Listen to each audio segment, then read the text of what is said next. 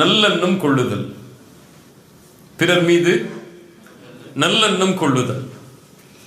அல்லாஹ் ரப்புல் ஆலமீனும் அல்லாஹுடைய தூதர் முஹம்மது ரசூலுல்லாஹ் ஸல்லல்லாஹு அலைஹி வஸல்லம் அவர்களும் இந்த உலகத்தில் முஃமின்களுடைய வாழ்க்கை இந்த அடிப்படையில் தான் இருக்க வேண்டும் என்று நிர்ணயித்திருக்கிறார்கள். அல்லாஹ் அவனுடைய புத்தகம் அல் குர்ஆனிலே அதை கட்டளையிடுகிறான். தூதர் முஹம்மது ரசூலுல்லாஹ் ஸல்லல்லாஹு அலைஹி வஸல்லம் தங்களுடைய ஹதீஸில் அதை போதனை செய்கிறார்கள். ஆனால் இயற்கையான மனிதர்களுடைய தன்மை என்ன? யாரை பார்த்தாலும் முதல்ல அவர் நல்லதா நினைக்க மாட்டார். அப்படியா இல்லையா? ஒரு வலிமாக்கு உங்களை கூப்பிடல, அவர் திருமணத்துக்கு உங்களை கூப்பிடல, என்ன நினைப்பீங்க? அவர் முகத்துல முடிச்சிருவானா? இனிமே அவர் என் வீட்டுக்கு வந்துருவாரா? அவருக்கு நம்ம கொடுக்கல் வாங்கல் இருக்குமா? என்ன அவர் கூப்பிடாம இருந்துட்டாரே அப்படின்ற எண்ணம் தான் நமக்கு முதல்ல இயற்கையாக வரும். மறந்திருப்பார் அல்லது அவர் அழைத்திருப்பார் தொலைபேசியை, ஆனால் எம்மால் தொடர்பு கொண்டிருக்க முடியாது என்ற எண்ணம் முதல்ல வருமா? நமக்கு வராது. பள்ளிவாசல் உட்கார்ந்து ஒரு ஆள் போன் பார்த்துட்டு இருக்காரு, பள்ளிவாசல் உட்கார்ந்து ஒரு ஆள் போன் பார்த்துட்டு இருக்காரு, என்ன நினைப்போம்? என்னடா இவன் பள்ளியில் உட்கார்ந்து வாட்ஸ்அப் பார்த்துட்டு இருக்கான்னு நினைப்போம். சரி, குர்ஆன் ஓதிட்டு இருப்பார், அது மூலியமா ஏதாவது நன்மை சேர்த்து கொண்டு இருப்பார் நினைப்போமா? நினைப்பாங்க, இல்ல மாஷா அல்லாஹ். ஆனா குறைவுதான். முஹ்சினை பொறுத்தவரை இந்த உலகத்தில் வாழக்கூடிய எல்லோர்களை பற்றியும் நல்லெண்ணம் கொள்ளுவார். முஹ்சினை பொறுத்தவரை நல்லெண்ணம் கொண்டதோடு மட்டுமல்லாமல் எல்லோர்களை பற்றியும் நல்லதையே பேசுவார். இதுதான் இந்த தன்மை நம்ம இன்னைக்கு பகிர்ந்து கொள்ளக்கூடிய தன்மை. தெரியாம ஆயிடுச்சு, அவர் வேணும்னே பண்ணல. நல்லெண்ணம் வைங்க. அல்லாஹ்வுடைய தூதர் ஸல்லல்லாஹு அலைஹி வஸல்லம் என்ன சொன்னார்கள்? இந்த தன்மையை யாரெல்லாம் கொண்டிருக்கிறார்களோ, பிறர் என்ன தவறு செய்கிறார், ஏன் அவர் இப்படி செய்தார், அவர் ஏன் இப்படி செய்யவில்லை, இப்படி செய்வதால் அவர் இப்படித்தான் இருப்பார் என்று யாரெல்லாம் பிறருடைய குறைகளை தேடியே செல்கிறார்களோ, அல்லாஹ்வுடைய தூதர் ஸல்லல்லாஹு அலைஹி வஸல்லம் சொன்னார்கள், மன் தத்தபஅ அவ்ரத அகீஹில் முஸ்லிம், எந்த ஒரு முஸ்லிமுடைய குறையை ஒருவன் பின்தொடர்கிறானோ, அவனை பற்றி தப்பான எண்ணமே கொண்டு அவனை பின்தொடர்கிறானோ, தத்தபஅ அல்லாஹு அவ்ரதஹு, இவனுடைய குறையை அல்லாஹ் பின்தொடர்வான். அல்லாஹ் பின்தொடர்ந்தால் யார் அதை மறைக்க முடியும்? வமன் தத்தபஅ அல்லாஹு அவ்ரதஹு, யாருடைய குறையை அல்லாஹ் பின்தொடர ஆரம்பிக்கிறானோ அவர் வீட்டில் இருக்கக்கூடிய நிலையிலேயே தங்களுடைய குடும்பத்தார்களின் மத்தியிலேயே அல்லாஹ் அதை வெளிப்படுத்தி விடுவான். அல்லாஹ்வுடைய தூதருடைய மிகப்பெரிய எச்சரிக்கை இது. இன்னைக்கு யாரும் இதை பற்றி கவலைப்படுறதே கிடையாது. ஒண்ணு, பிறரை பற்றி குறை பேசும் பொழுது அதுல இவர் சார்ந்திருப்பார், மௌனமா இருப்பார், இதுவும் அந்த குறைதான், அவருக்கும் இவருக்கும் ஒரே கூலிதான். இல்லை, அவரோடு சேர்ந்து அவரை பற்றி பேசிக் கொண்டிருப்பார். ஏதாவது ஒரு மனிதன் எங்கேயாவது தவறு செய்தால் அவனுக்கும் இவனுக்கும் தொடர்பே இருக்காது, ஆனால் அவனை பற்றி இவன் பேசுவான். யாராவது Facebookல யாரையாவது பற்றி ஸ்டேட்டஸ் போட்டிருப்பாங்க, அதுக்கு இவன் லைக் கொடுத்து கமெண்ட் கொடுத்துட்டு இருப்பான். இப்படித்தான் இன்று முஸ்லிம் சமூகத்துடைய பெரும்பான்மையான மக்கள் இல்ல மாஷா அல்லாஹ் தங்களுடைய வாழ்வை அமைத்துக் கொண்டிருக்கிறார்கள். எங்க போனாலும் எங்க ஒண்ணு கூடினாலும் யாரையாவது பத்தி பேசணும், யாராவது அங்க சப்ஜெக்ட்ல இருக்கணும். இல்லைன்னா அது யாராவது பக்கத்து வீட்டை தப்பு செஞ்சிருப்பாங்க, இவர் யாரையோ கொண்டு வந்து இங்க கம்பேர் பண்ணிட்டு இருப்பாரு, அவருக்கும் இருக்கும் சம்மதமே இருக்காது. இப்ப இது போன்ற செயல்பாடுகளில் யார் தங்களை ஈடுபடுகிறார்களோ அல்லாஹ் அவர்களுடைய குறையை பின்தொடர்வான். அல்லாஹ் அவர்களுடைய குறையை பின்தொடர ஆரம்பித்தால் அவ்வளவுதான், யாரும் அதை மறைக்க முடியாது. ஏன்னா எல்லாருக்கும் ஒவ்வொரு குறை இருக்கும், அப்படியா இல்லையா? யாரு குறை இல்லாத மனிதன்? எவ்வளவுதான் பயான் பண்ணாலும் அந்த ஆலிம் டைம் குறை இருக்குமா இருக்காதா? இருக்குமா இருக்காதா? இப்ப அவர் பிறருடைய குறையை தேட ஆரம்பித்தால் அவருடைய குறை யார் மறைப்பது? அல்லாஹ் அதை வெளிப்படுத்துவான். அல்லாஹ்வுடைய தூதருடைய எச்சரிக்கை. இஸ்லாமிய மார்க்கம் அதனால் அழைக்கிறது ஹுஸ்னு தன்னின் பக்கம், நல்ல எண்ணங்கள் கொள்ள வேண்டும் என்பதன் பக்கம். யாரின் மீது? ஒட்டுமொத்த மனிதர்களின் மீதும். அவர்கள் மீது தீமையான எண்ணம் கொள்வதை இஸ்லாமிய மார்க்கம் தடை செய்கிறது. விலகிக் கொள்ளுங்கள் என்று சொல்லவில்லை, என்ன செய்கிறது? தடை செய்கிறது. ஏன்? ஒரு மனிதனுடைய வெளிப்படையான தோற்றம் மட்டும்தான் ஒரு முஃமினுடைய அளவீடை தவிர உள்ளத்தில் இருப்பது கிடையாது. உள்ளத்தில் இருப்பது யாரை தவிர யாரும் அறிய முடியாது, அல்லாஹ்வை தவிர யாரும் அறிய முடியாது. வெளிப்படையை கொண்டு மட்டும்தான் ஒரு முஃமின் முடிவெடுப்பானை தவிர உள்ளத்தில் இருப்பதை கொண்டு அவனை குறை கொள்பவனாக ஒரு முஃமின் இருக்க மாட்டான். இதைத்தான் இஸ்லாமிய மார்க்கம் எமக்கு போதிக்கிறது. அல்லாஹ்வுடைய தூதர் ஸல்லல்லாஹு அலைஹி வஸல்லம் அவர்களுடைய வாழ்க்கையில் நல்லெண்ணம் பிறர் மீது கொள்ள வேண்டும் என்பதை பல இடங்களில் அல்லாஹ்வுடைய தூதர் எமக்கு நினைவுபடுத்தினார்கள். சில உதாரணங்களை பார்ப்போம். உஸாமா இப்னு ஸைத் இப்னு ஹாரிஸா, உஸாமா இப்னு ஸைத் ரலியல்லாஹு அன்ஹு மிகச் சிறந்த நபித்தோழர். அவர்கள் சொல்லுகிறார்கள், அல்லாஹ்வுடைய தூதர் எங்களை ஹுரக்கா என்ற ஒரு கூட்டத்தார்களை அவர்களோடு போர் செய்வதற்காக ஒரு குழுவை அனுப்புகிறார்கள். சராயா, படைக்குழு. சராயா என்றால் படைக்குழு. அந்த குழுவில் அல்லாஹ்வுடைய தூதர் இருக்க மாட்டார்கள், அதனால் அது போர் கிடையாது. சராயா, அல்லாஹ்வுடைய தூதர் யாரையாவது நியமித்து நீங்கள் அந்த ஊர்வாசிகளை போர் செய்யுங்கள் என்று அல்லாஹ்வுடைய தூதர் அனுப்புவார்கள். அப்படி அனுப்பக்கூடிய நிலையில் உஸாமா இப்னு ஸைத் அவர்களும் அங்கே செல்கிறார்கள். அந்த ஊர்வாசிகள் சிறைபிடிக்கப்படுகிறார்கள். அந்த கூட்டத்தார்கள், போர் நடக்கிறது. உஸாமா இப்னு ஸைத் அவர்கள் சொல்லுகிறார்கள், நானும் ஒரு அன்சாரி தோழரும் ஒருவரை பார்த்தோம் அந்த கூட்டத்தாரில். அவரை நாங்கள் கொலை செய்ய வேண்டும் என்று, அவர் மீது போர் செய்து அவரை கொலை செய்ய வேண்டும் என்று நாங்கள் முன்னால் சென்ற பொழுது அவர் சொன்னார், லா இலாஹ இல்லல்லாஹ். அன்சாரி தோழர் விலகிக் கொண்டார். என்ன, கலிமா சொல்லிட்டார், இனிமே அவரை அல்லாஹ்வுடைய தூதர் தடை செய்தது, விலகிக் கொண்டார். ஆனா உஸாமா இப்னு ஸைத் சொன்னார்கள், நான் அவரை ஈட்டியால் குத்தி கொலை செய்து விட்டேன். புரியுதா? உஸாமா இப்னு ஸைத் லா இலாஹ இல்லல்லாஹ் சொன்ன அந்த மனிதரை கொலை செய்து விட்டார். அந்த படை திரும்பி வருகிறது அல்லாஹ்வுடைய தூதரிடத்தில்.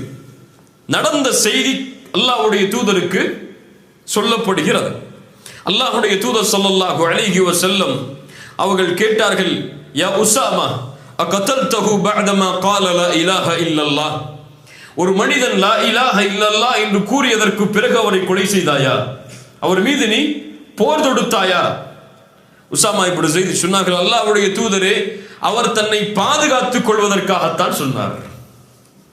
என்ன சொன்னார்? அவர் தன்னை பாதுகாத்துக் கொள்வதற்காகத்தான் சொன்னாரை தவிர மனசால அவர் சொல்லல. அல்லாஹ்வுடைய தூதர் ஸல்லல்லாஹு அலைஹி வஸல்லம் அவர்கள் சொன்னார்கள், இது வெளிப்படையாக மனிதனுக்கு தெரியக்கூடியது. ஒருத்தர் போர் தொடுக்க போகும்போது அவர் லா இலாஹ இல்லல்லாஹ் சொன்னா அவர் தன்னை பாதுகாத்துக் கொள்வதற்காக சொல்கிறார் என்று உலகத்தில் எல்லாரும் சொல்லுவாங்க. அல்லாஹ்வுடைய தூதர் ஸல்லல்லாஹு அலைஹி வஸல்லம் எப்படி பக்குவப்படுத்தினார்கள் பாருங்கள். மறுபடியும் கேட்டார்கள் இந்த பதிலுக்கு பிறகும், அகதல்தஹு பஅதமா قال லா இலாஹ இல்லல்லாஹ். ஒரு மனிதன் லா இலாஹ இல்லல்லாஹ் என்று கூறியதற்கு பிறகும் அவனோடு நீ போர் செய்தாயா?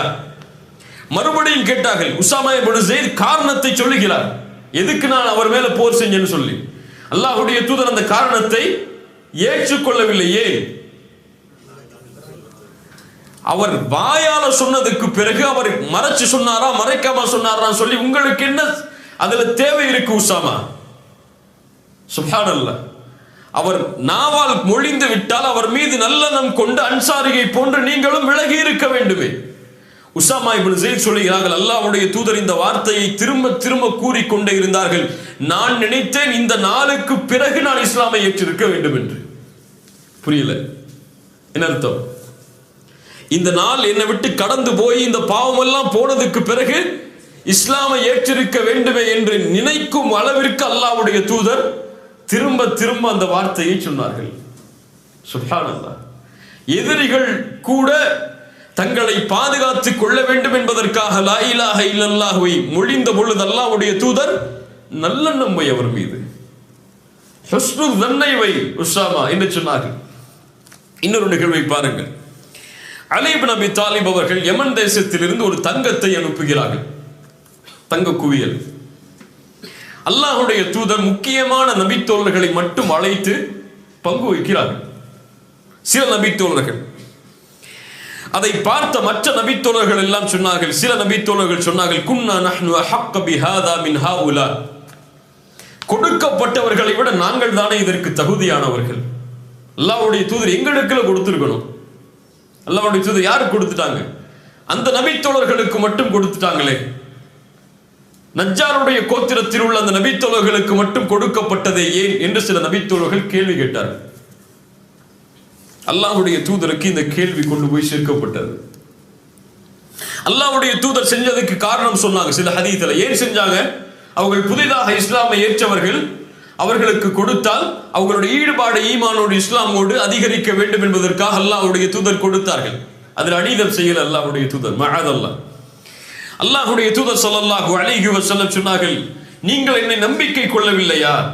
வானத்தில் உள்ள இறைவனை நான் நம்பிக்கை கொண்டிருக்கும் பொழுது அவன்தான் எனக்கு காலையிலும் மாலையிலும் வஹியை இறக்குகிறான். இந்த நபியை நீங்க நம்பிக்கை கொள்ள மாட்டீங்களா? உங்களுக்கு நல்லதுதான் செஞ்சிருப்பேன்னு சொல்லி. அப்போ ஒரு மனிதர் எழுந்திருக்கிறார். சஹாபாக்கள் அந்த மனிதருடைய தோற்றத்தை சொல்லுகிறார்கள். அவர் கண்ணு உள்ள போயிருக்கு, அவருடைய கண்ணம் எல்லாம் பெருத்து இருக்கு, அவருடைய நெற்றி கூர்மையா இருக்கு, அவர் ஆடையை கொஞ்சம் இருக்க கட்டி இருக்காரு, கீழாடைய தாடி கோர்வையா இருக்கு, ரொம்ப அடர்த்தியா இருக்கு. அந்த மனிதர் கேட்கிறார், யா ரசூலல்லாஹ் இத்தகில்லாஹ், அல்லாஹ்வுடைய தூதரே அல்லாஹ்வை பயந்து கொள்ளுங்கள்.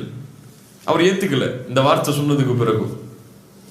அல்லாஹ்வுடைய தூதர் சொன்னார்கள், வைலக் அலஸ்து அஹக்க அஹ்லில் அர்தி இத்தகில்லாஹ், அல்லாஹ்வை இந்த பூமியிலேயே அதிகமாக பயப்படுபவன் நான் இல்லையா? யாரை பார்த்து சொல்ற நீ இப்படி? அல்லாஹ்வுடைய தூதர் ஸல்லல்லாஹு அலைஹி வஸல்லம் பணிவோடு கேட்கிறார்கள். உடனே அந்த மனிதர் எழுந்து திரும்பி போயிடுறார். இந்த மனிதர் அல்லாஹ்வுடைய தூதரை பார்த்து பயந்து கொள்ளுங்கன்னு சொன்னாரு. அந்த மனிதர் திரும்பி போயிடுறார். ஹாலித் இப்னு வலீத் கேட்கிறார்கள், யா ரசூலல்லாஹ், அவருடைய கழுத்தை வெட்டி விடவா? யாருக்கோ வராது. யார் இந்த பூமியில் தக்குவாவை கற்றுக் கொடுத்தார்கள் அவரை பார்த்து பயந்து கொள்ளுங்கள் என்று தக்குவாவை ஞாபகப்படுத்தினால் என்ன அர்த்தம்? அதற்கு நேர்மையாக நடந்து கொள்ளுங்கள் என்று அர்த்தம். அவர் தூதர் அநீதமா நடந்து கொண்டார் நினைச்சிருக்கார். சஹாபாக்களுடைய கோபம் நியாயமானது. ஹாலித் இப்னு வலீத் கேட்டார்கள், அல்லாஹ்வுடைய தூதர் அவருடைய கழுத்தை வெட்டவா? அல்லாஹ்வுடைய தூதர் ஸல்லல்லாஹு அலைஹி வஸல்லம் சொன்னார்கள், லா லஅல்லஹு அய்யகூன யுஸல்லி, அவர் தொழக்கூடியவராக இருக்கலாம் ஹாலிதே, வேண்டாம். சுப்ஹானல்லாஹ். அவர் ஒரு தீமையை நடக்கிறார். அல்லாஹ்வுடைய தூதர் எதை ஞாபகப்படுத்துறாங்க?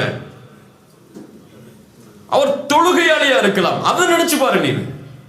இதை விட்டு நீ இவர் செஞ்ச இந்த குற்றத்தை விட்டு அவர் தொழுகையாளியா இருக்கலாம். அப்படியா இல்லையா? ஒரு மனிதன் எல்லா வாழ்க்கை முழுக்க அவனுடைய வாழ்க்கையில பாவம் தான் இருக்குமா? ஏதாவது நல்ல கரையை செய்ய மாட்டான். போற வழியில ஒரு கஷ்டப்பட்டிருக்கவனுக்கு 100 திரகம் கொடுத்துட்டு போயிடுவான். நமக்கு 100 திரகம் கொடுக்குறது கஷ்டமா இருக்கும். அவனும் அதே கஷ்டத்துல இருப்பான், 100 திரகம் கொடுப்பான். நம்ம தொழுவோம் தொழுவ மாட்டான், அவ்வளவுதான் வித்தியாசம் இருக்கும். நம்ம அவனை எப்படி பார்ப்போம்? இவன் நரகத்துக்கு போயிடுவான்னு பார்ப்போம், தொழுகாததுனால. அப்படியா இல்லையா? இவன் போய் பேசுவான், இவன் மற்றவங்களை பத்தி பேசுவான், இவன் பயானுக்கெல்லாம் வரமாட்டான், அதனால இவன்லாம் பாவி அப்படின்னு பார்ப்போம். இல்ல மாஷா அல்லாஹ், அல்லாஹ் பாதுகாத்தவர்களை தவிர. அல்லாஹ்வுடைய தூதர் என்ன சொன்னாங்க? லஅல்லஹு யகூன யுஸல்லி, அவர் தொழக்கூடியவராக இருக்கலாம். இப்ப ஹாலித் பின் வலீத் சொன்னாங்க, வகம் மின் முஸல்லின் யகூலு பிலிசானிஹி மா லைஸ ஃபீ கல்பி, எத்துணை தொழுகையாளிகள் உள்ளத்தில் இல்லாததை நாவால் மொழிகிறார்கள். எத்தனை தொழுகையாளிகள் உள்ளத்தில் இல்லாத நாவால சொல்றாங்க அல்லாஹ்வுடைய தூதரே. அந்த மாதிரி இவரும் இருப்பார். ஏற்றுக்கொள்ளல ஹாலித் இப்னு வலீத் அவர்களுக்கு. அல்லாஹ்வுடைய தூதர் ஸல்லல்லாஹு அலைஹி வஸல்லம் சொன்னார்கள், ஹாலிதே, நான் ரலியல்லாஹு அன்ஹு பிறருடைய உள்ளத்தை துளையிட்டு பார்ப்பதற்காகவோ அவர்களுடைய வயிறுகளை பிளந்து பார்ப்பதற்காகவோ நான் அனுப்பப்படவில்லை. சுப்ஹானல்லாஹ்.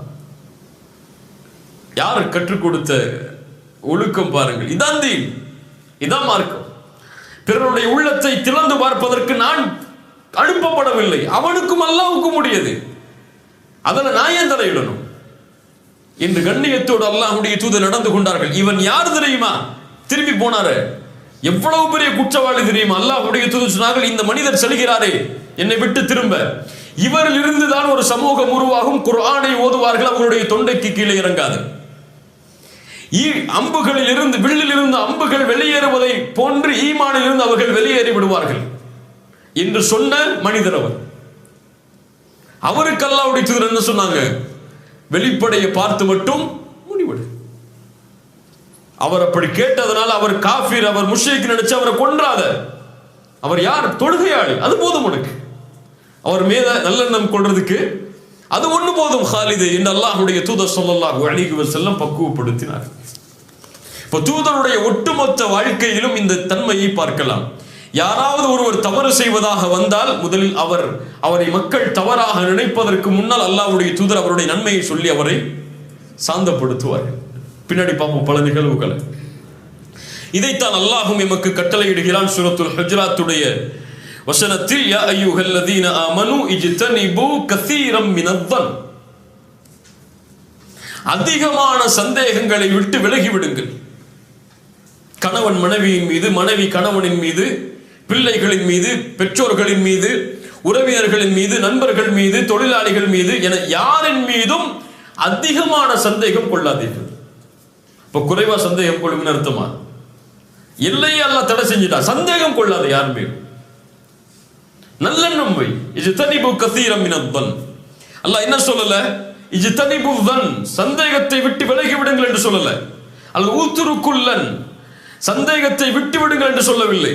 என்ன சொல்றான் அல்லாஹ்? இஜ்தனிபு, விலகிக் கொள்ளுங்கள், நெருங்காதீங்கன்னு அர்த்தம். அதுல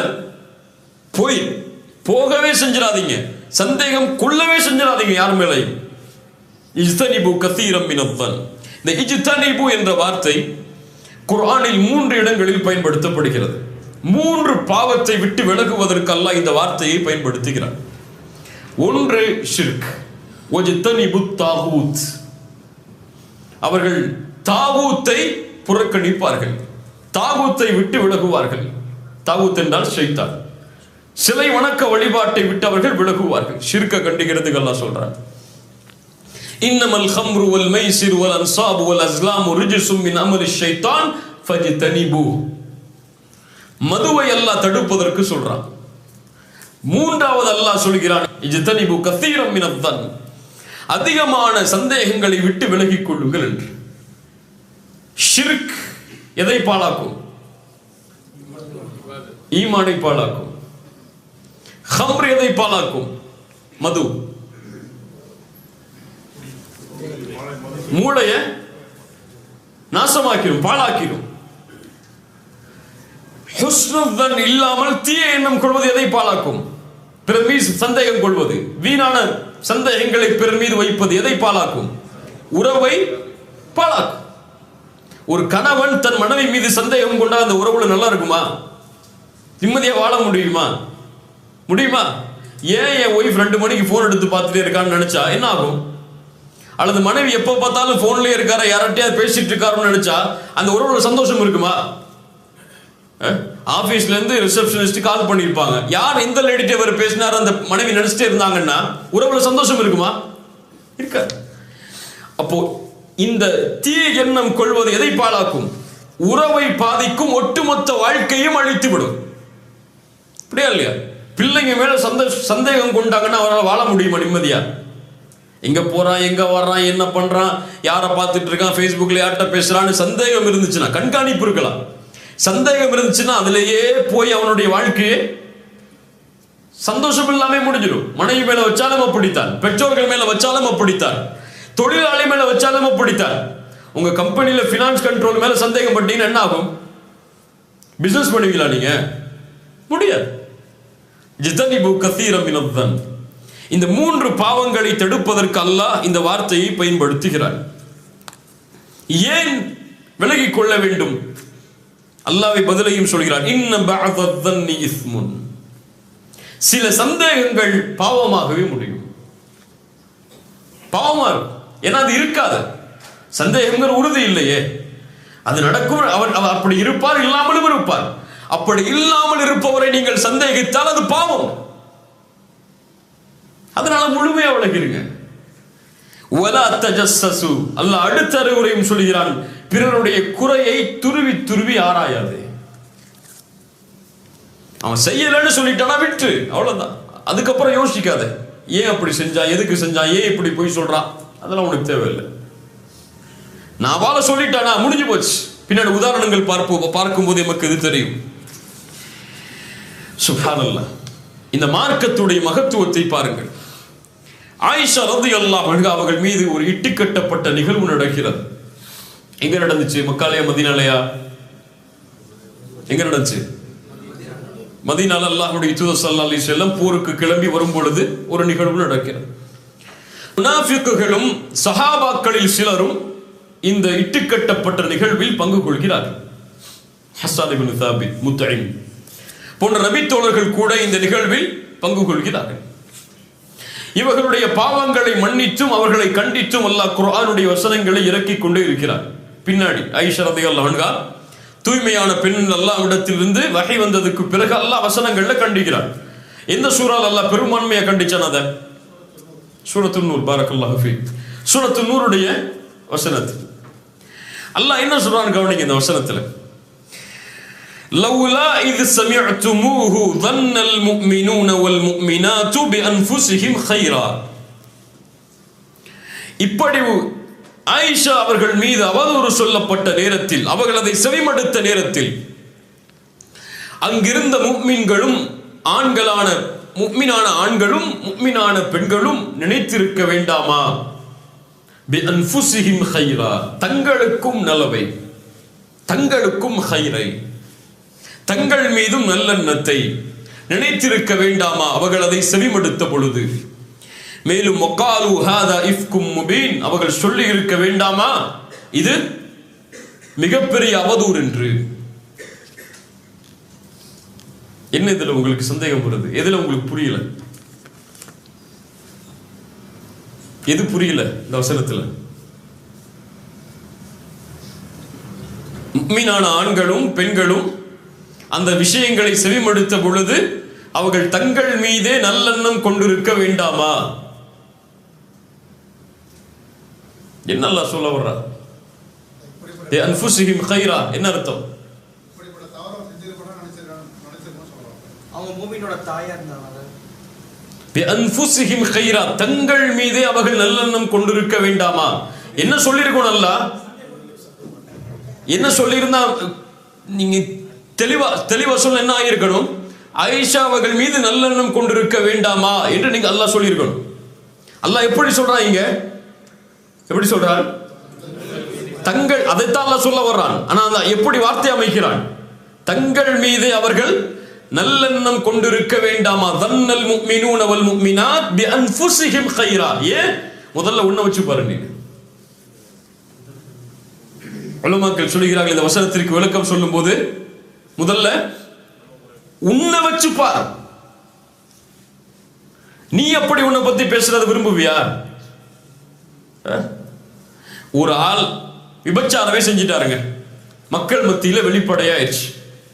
உடனே அவர் விபச்சாரம் செஞ்சிட்டாரு, அவருக்கு அவர் முஸ்லிம் சமூகத்தொட்டை ஒதுக்கி வைக்கணும், ஜமாத்தொட்டை ஒதுக்கி வைக்கணும், எல்லாம் சரி. அவர் எதால் செய்தார் என்பதெல்லாம் வேறு. உனக்கு முன்னால் அப்படி ஒரு சூழ்நிலை வந்தால் உன்னால் அதை பாதுகாக்க முடியுமா? அதை நினைச்சு பார்த்திருக்குமா? நினைச்சு பார்த்திருக்குமா? கிடையாது. கிடையாது. இப்ப எனக்கு ஒரு சூழ்நிலை இது போன்று வந்தால் நான் இதிலிருந்து விலகிக் கொள்வேனா? அப்படி ஒரு வேளை ஷைத்தானுக்கு கட்டுப்பட்டு அல்லாஹ் பாதுகாக்க வேண்டும். அப்படி செய்தால் இது போன்று மக்கள் என்னை பற்றி பேசுவதை நான் விரும்புவேனா? அல்லாஹ் தான் கேட்க வர்றான். சுப்ஹானல்லாஹ், என்ன வார்த்தை அமைப்பு பாருங்களேங்க. பிஅன்ஃபுஸிஹிம் கைரா, அவர்கள் தங்களுக்கு நலவை விரும்பி இருக்க வேண்டாமா? முதல்ல அவங்க தங்கள்ல இருந்து ஆரம்பிக்கட்டும். உன்னை நினைச்சு பாரு, பிறரை பற்றி பேசும்போது நீ அந்த இடத்துல இருந்தா இப்படி நடந்திருப்பியா? முடியாது. முடியல.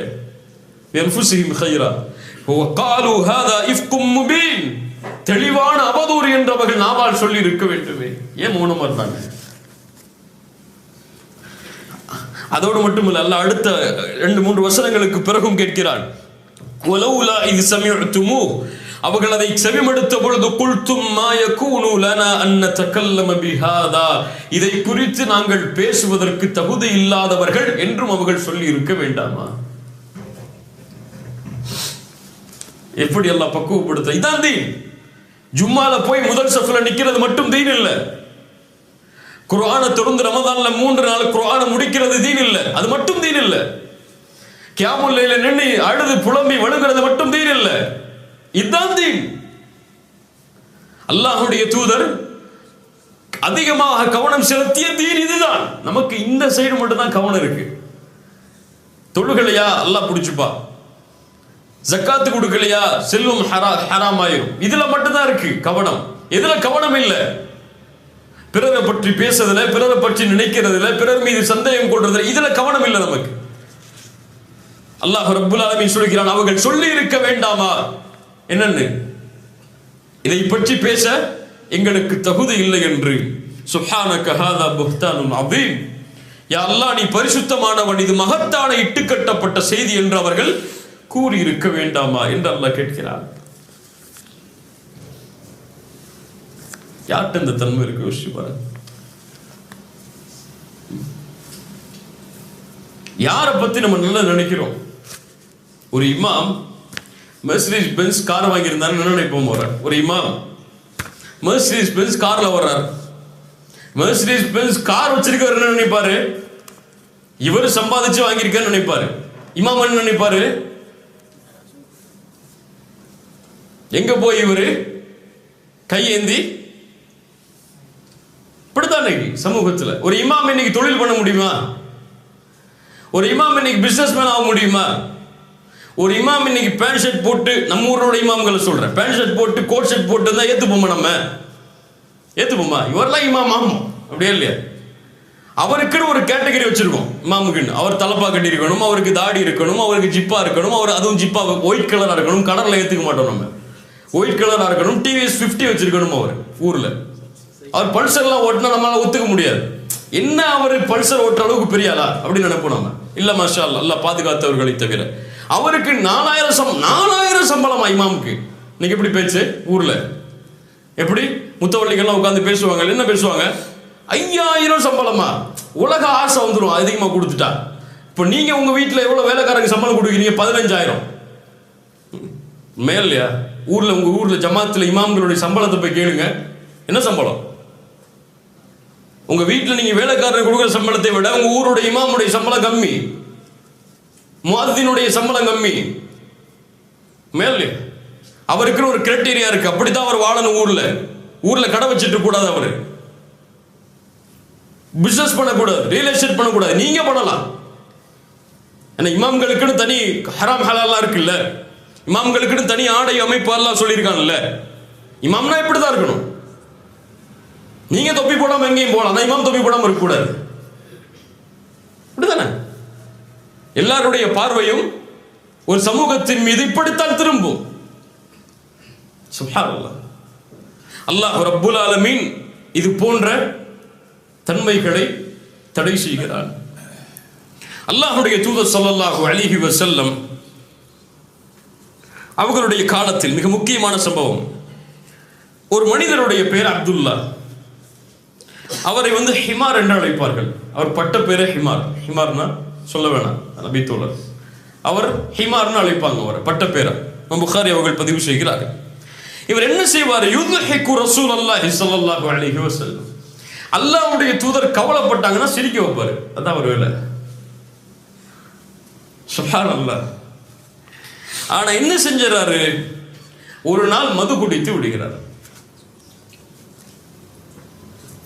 மது சாப்பிட்டார். அல்லாஹ்வுடைய தூதர் தண்டனையை கொடுக்கிறார்கள். மது குடிப்பவர்களுக்கு அல்லாஹ்வுடைய தூதர் கசையடி கொடுக்கிறார்கள்.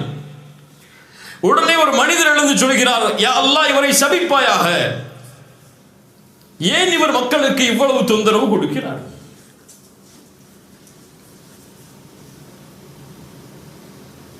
இப்படி சஹாபாக்களுடைய பேரை களங்கப்படுத்திட்டார, அதான் அர்த்தம். அதுக்கு இவரை அல்லாஹ் சபிக்கட்டும் என்று ஒரு நபி தோழர் எழுந்து சொல்கிறார். அல்லாஹ்வுடைய தூதர் ஸல்லல்லாஹு அலைஹி வஸல்லம் யாருடைய மானமும் கீழே விழுவதை விரும்ப மாட்டார்கள். அப்படியே இல்லையா? யார் மானத்தையும் கீழே தள்ளிட்டு அல்லாஹ்வுடைய தூதர் பொறுத்து இருக்க மாட்டார்கள். யாரா இருந்தாலும், அவர் முஸ்லிமா இருக்கட்டும், யகூதியா இருக்கட்டும், நஸ்ரானியா இருக்கட்டும், காஃபிரா இருக்கட்டும், தன்னுடைய மானத்தை இழந்தாவது அவருடைய மானத்தை அல்லாஹ்வுடைய தூதர் பாதுகாப்பார்கள். அவர்தான் முஹ்சின். என்னால ஒருத்தர் நல்லா இருக்கணுமே தவிர என்னால ஒருத்தர் மானத்தை இழந்து வாழக்கூடாது. அல்லாஹ்வுடைய தூதர் ஸல்லல்லாஹு அலைஹி வஸல்லம், அவரை சபிக்காது. ஃபவல்லாஹி மா அலிம்து இன்னஹு யுஹிப்புல்லாஹ வ ரசூலஹு. அல்லாஹ்வின் மீது சத்தியமிட்டு சொல்கிறேன், நான் அறிந்திருக்கிறேன் அவர் அல்லாஹ்வையும் அல்லாஹ்வுடைய தூதரையும் நேசிக்கிறார். இது நிறைய ஃபிக்ஹுடைய சட்டம் இருக்கு இந்த ஹதீஸில், அதை விடுவோம் அங்க. ஆனா என்ன அல்லாஹ்வுடைய தூதருடைய தன்மையை பாருங்க இங்க. இதான் தீன். அவர் மக்கள் வெளிப்படையா இழிவுபடுத்துறோம்னு நினைக்கிறாங்க. அல்லாஹ்வுடைய தூதர் எப்படி மனசுல வச்சிருக்காங்க அவர் மேல? அவர் தெரியாமல் அறியாமல் அந்த பாவத்தை செய்தாலும் அவர் யாரை நேசிக்கிறார்? அல்லாஹ்வையும் அல்லாஹ்வுடைய தூதரையும் நேசிக்கிறார். இது போதும். அவரை நீங்க சபிக்கணும்னு அவசியம்லாம் தேவையில்லை. அல்லாஹ்வுடைய தூதர் ஸல்லல்லாஹு அலைஹி வஸல்லம் அதனால தான் சொன்னார்கள், மன் ரத்த அன் இர்தி அஹி ரத்தல்லாஹு அன் வஜ்ஹிஹி அன்னார யௌமல் கியாமா.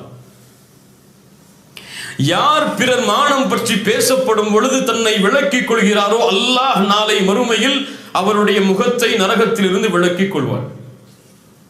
இது வேணும்னா செய்வோம் இன்ஷா அல்லாஹ்.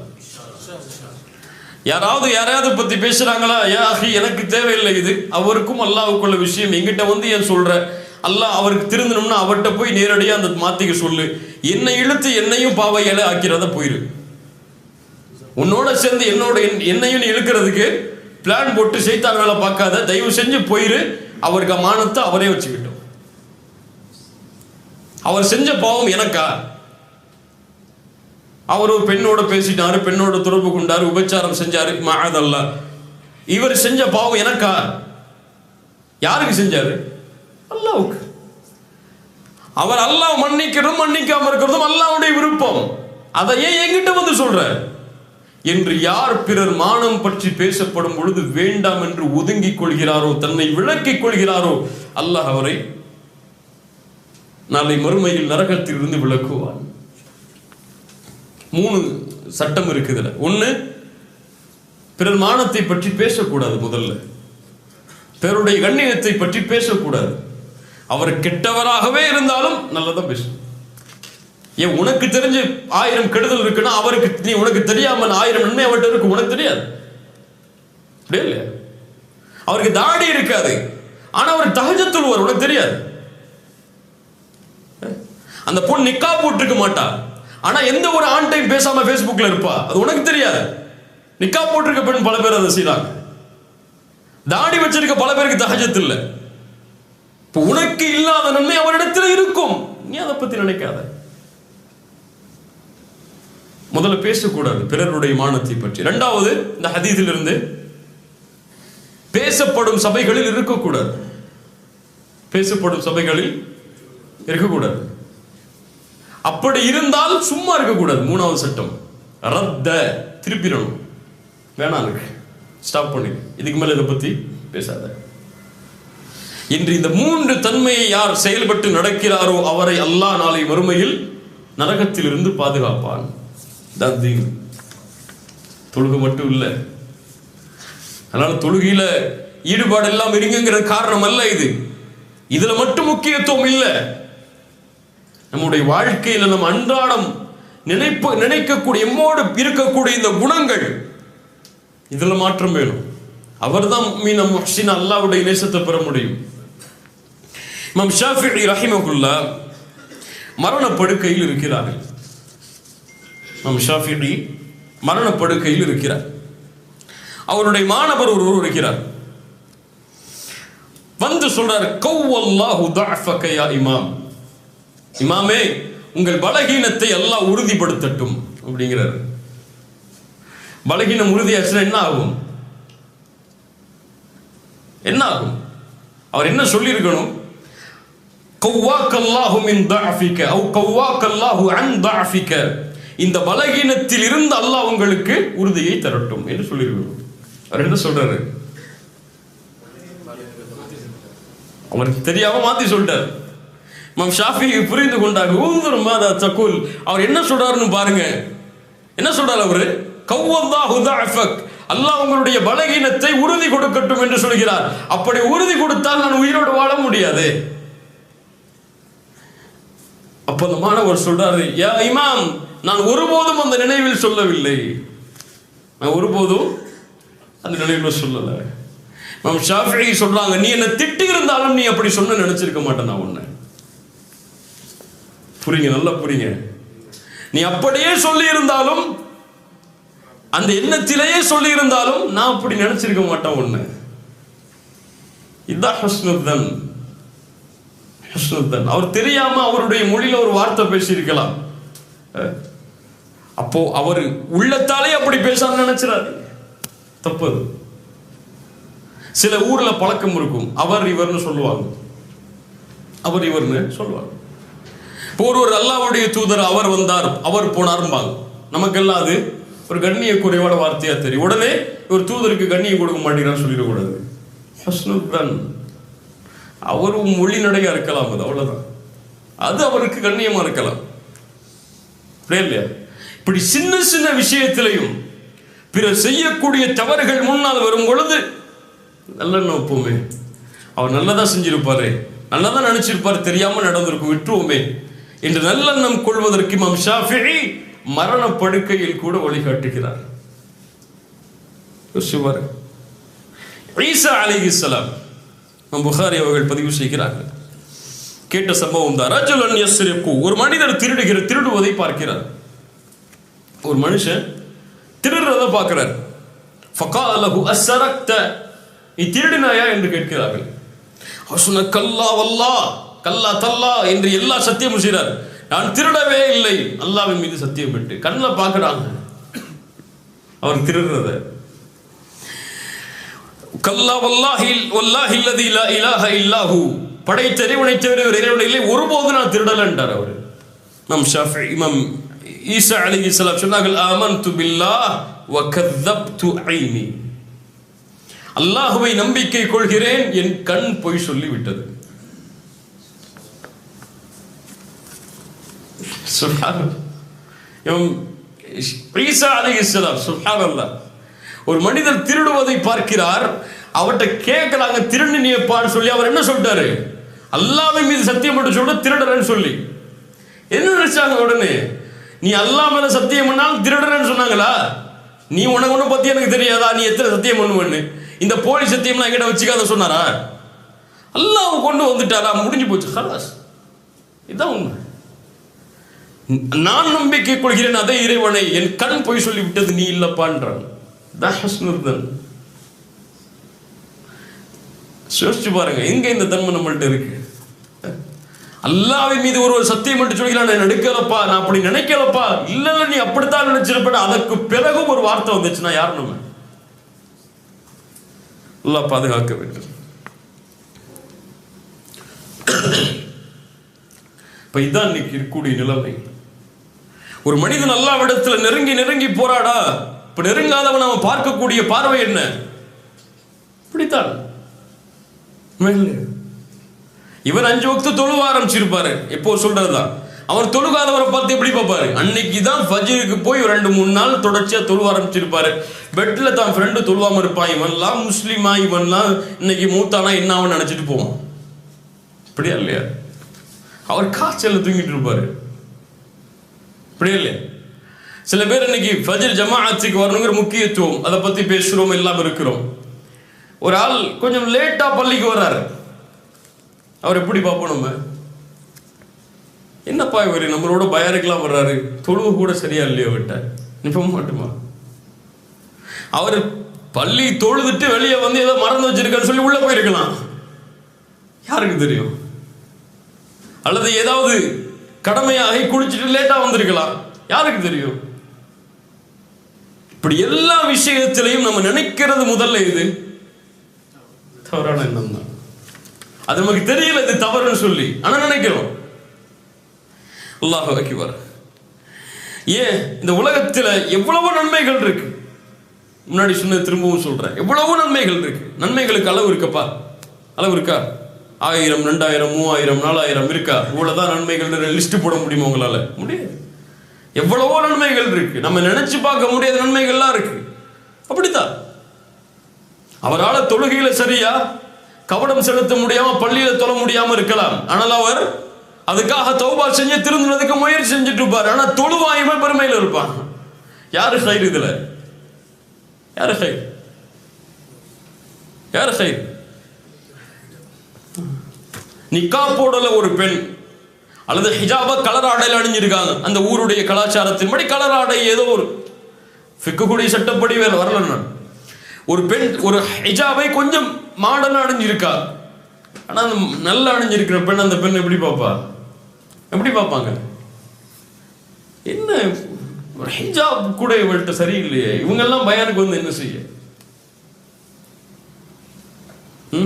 இவங்கெல்லாம் கிளாஸ்க்கு வந்து என்ன செய்ய, தாடி இல்லையே கம்மியா இருக்கு, இவரெல்லாம் பயானுக்கு வந்து என்ன செய்ய. ஒரு தாடி, அவர் தாடி கொஞ்சம் கம்மியா இருக்கும், இவர் கம்மியா இருக்காரு, இவரெல்லாம் தாடியா, தாடி கூட இல்லை, இவரெல்லாம் தாடியா. ஒரு ட்ரெஸ் அவருக்கு தெரியாம போட்டு வந்துருப்பாரு, கரண்டைக்கு கீழே போயிருக்கும், அது இவர் கரண்டைக்கு கீழே போட்டிருக்காரு, இவரெல்லாம் தாடியா. ஈஸியா பிறரை ஜட்ஜ் பண்ணிடும் முடியாது இல்லையா? இந்த தன்மை எல்லோரிடத்திலும் இருக்கு. சஹாபாக்கள் யார்? தங்களை அவர்கள் அப்படியே பணிந்து பார்ப்பார்கள், பிறகு நல்லவங்களா பார்ப்பாங்க. எல்லாரும் நல்லவங்க, நான் கெட்டவன் நினைப்பாங்க. சஹாபாக்கள் எல்லாரும் நல்லா இருப்பாங்க, எல்லாரும் நல்லதான் நினைச்சிருப்பாங்க, நான் தான் தப்பா நினைச்சிருப்போம்னு நினைப்பாங்க. நான் தான் அந்த இடத்துல தப்பு செஞ்சுட்டணும், நான் தான் கோவப்பட்டு கூடாது அந்த இடத்துல நினைப்பாங்க. அவன் ஏன் கோவப்பட்டு நினைக்க மாட்டாங்க. ஆயிஷா ரலியல்லாஹு அன்ஹா அவரிடத்தில் ஒரு கேள்வி கேட்கப்படுது ஒரு குர்ஆன் வசனத்தை பற்றி. 3 தன்மை உடையவர்களை அல்லாஹ் சொல்கிறார், முஃமின்கள் தான் அவர்கள்.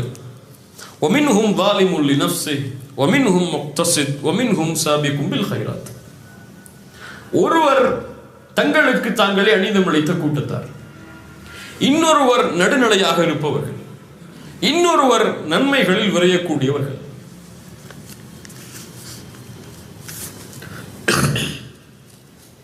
ஆயிஷா ரலியல்லாஹு அன்ஹா சொல்றாங்க பதில், அப்படியா, இவர்கள் யார் தெரியுமா?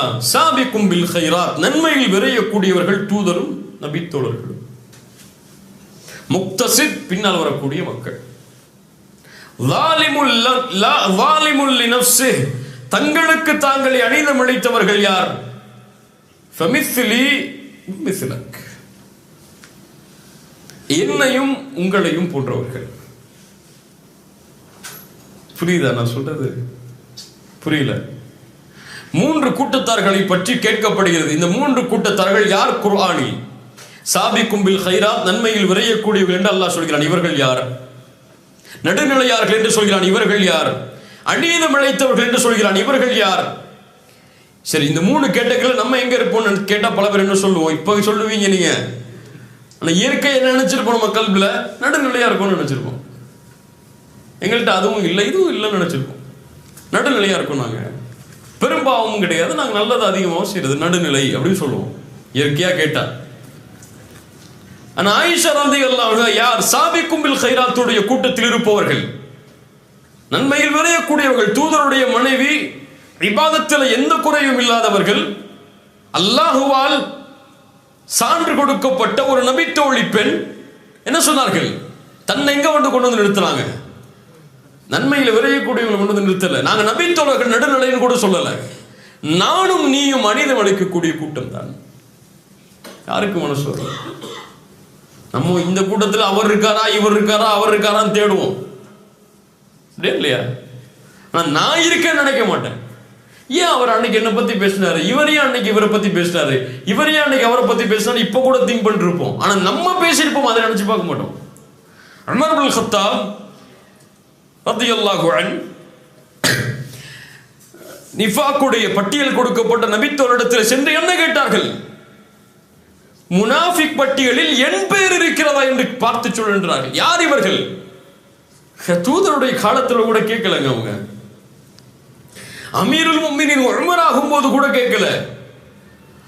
ஹலீஃபா ஆகி முஸ்லிம் சமூகத்தை வழிநடத்தி கொண்டிருக்கக்கூடிய மிகப்பெரிய பொறுப்பில் உலகமெல்லாம் உமரை பற்றி வியக்கிறது. அப்போது கேட்டார்கள், சொர்க்கம் நற்செய்தி சொல்லப்பட்ட, சொர்க்கத்தில் மாளிகை சொல்லப்பட்ட, நபித்துவம் எனக்குதான் அல்லாஹ்வுடைய தூதருக்கு பிறகு அல்லாஹ் கொடுப்பதாக இருந்தால் என்று சொல்லப்பட்ட என்னை பார்த்து ஷைத்தான் ஒரு தெருவிலே விரண்டு செல்கிறான். இந்த ஹதீஸ்லாம் உமருக்கு தெரியாதா?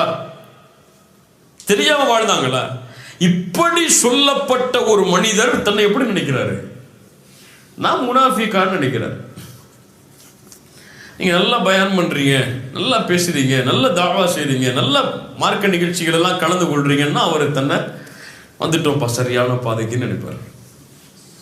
கரெக்டா வந்துட்டோம், இதுதான் நம்ம வந்த இடம் நினைப்பாரு. அவ்வளவுதான். இனிமே மூத்தானா ஜன்னத்துல் ஃபிர்தௌஸ் தான் நமக்கு. இன்னைக்கு மூத்தானா கபூர்ல 3 கேள்வி உடனே பாஸ் பாஸ் பாஸ், 100 and 100 உடனே நமக்கு புதுமகன் புது மனைவி தூங்குற மாதிரி தான் இன்னைக்கு நினைப்பாரு. உஸ்மான் இப்னு அஃபான் அவ்வளவு கண்ணியம் கிடைத்த பிறகும் கபூர்ல போய் அழுதாரு. இதான் முதல் வீடு, இங்க எனக்கு வெற்றி கிடைக்குமான்னு நினைச்சாரு. நமக்கு அது இல்லை. அதான் கபூருக்கு போறது இல்லை, அதான் மௌத்து நினைச்சு பயப்படுறது இல்லை. அல்லாஹ் பாதுகாப்பானாக, அல்லாஹ் பாதுகாப்பானாக. இப்போ ஒரு முஃமின் நல்ல எண்ணத்தை கொள்ள வேண்டும். அதற்காக தன்னுடைய நஃப்ஸோடவன் போராட வேண்டும். சாதாரண குணம் இல்லை, அதோடு நஃப்ஸோடவன் போராட வேண்டும். ஷைத்தான் நாடி நரம்புகளில் ஓடுகிறான். அவன் எப்போதுமே பிறரை பற்றிய தவறான எண்ணத்தை தான் உள்ளத்தில் ஏற்படுத்துவான். அதை எப்படி ஹைராக்குறது? அவன் தான் மக்சித். அது எப்படி அந்த ஷைத்தான் வரக்கூடிய அந்த பாதை அடைத்து வேணாம் நல்லெண்ண போன்னு எப்படி நினைக்கிறது? அதான் அங்க முக்கியம். அதற்காக ஒவ்வொரு முஃமினும் முஜாஹிதாக தன்னுடைய உள்ளத்தில் வாழ வேண்டும். அல்லாஹ்வுடைய தூதர் ஸல்லல்லாஹு அலைஹி வஸல்லம் அவர்கள் ஒரு முறை சஃபியா ரலியல்லாஹு அன்ஹா அவங்களோடு இந்த இஅ்திகாஃபுடைய ரமதானுடைய நேரத்தில் அவங்களுடைய வீட்டு வரை கொஞ்சம் நடந்து போறாங்க. இப்போ 2 நபி தோழர்கள் அல்லாஹ்வுடைய தூதருக்கு சலாம் சொல்லிவிட்டு கொஞ்சம் வேகமா போறாங்க. அன்சாரி தோழர்கள் கொஞ்சம் வேகமா நடந்து போறாங்க. அல்லாஹ்வுடைய தூதர் ஸல்லல்லாஹு அலைஹி வஸல்லம் சொன்னாங்க, அலா கொஞ்சம் வெயிட் பண்ணுங்க. இன்னமா ஹிய சஃபியத்து பின்த் ஹுயை. நாம் பேசிக் கொண்டிருந்த பெண் சஃபியா. சுப்ஹானல்லாஹ் யா ரசூலல்லாஹ், அல்லாஹு அக்பர் யா ரசூலல்லாஹ், உங்கள் மீதா நாங்கள் அப்படி நினைப்போம். நீங்க ஒரு பெண்ணோட பேசிக் கொண்டிருந்தீங்கன்னா நினைப்போம், என்ன சொல்றீங்க அல்லாஹ்வுடைய தூதரே? அல்லாஹ்வுடைய தூதர் ஸல்லல்லாஹு அலைஹி வஸல்லம் சொன்னார்கள், இன்ன ஷைத்தான் ஒவ்வொரு மனிதனுடைய நாடி நரம்புகளிலும் ஓடுகிறான், இரத்த நாளங்களில் ஓடுகிறான்.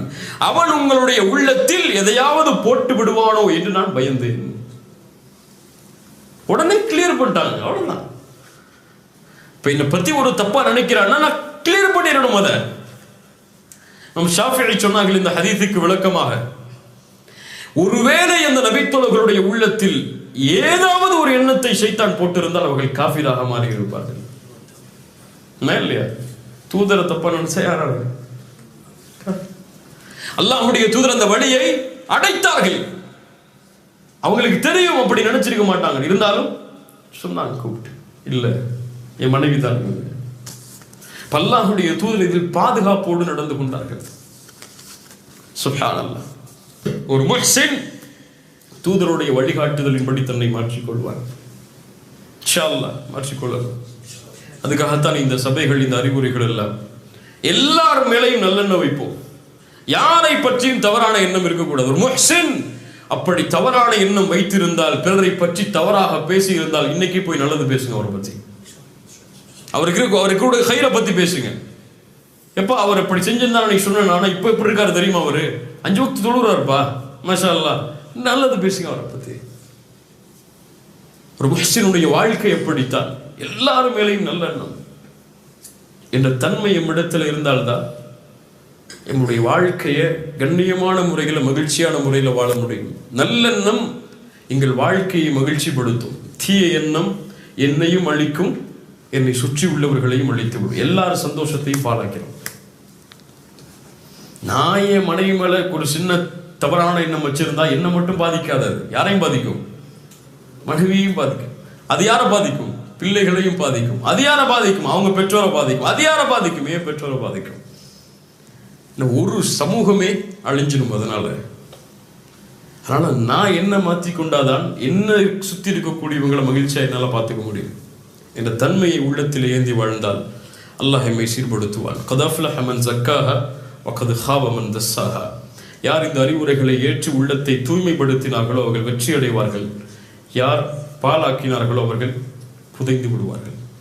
அல்லாஹ் பாதுகாப்பானாக. ஜஸாக்குமுல்லாஹு ஹைரன். இன்ஷா அல்லாஹ் அடுத்த வாரம் வேறொரு தன்மையை கொண்டு வாழ்க்கையில் எப்படி செயல்படுத்துவது என்பதை பற்றி பார்ப்போம்.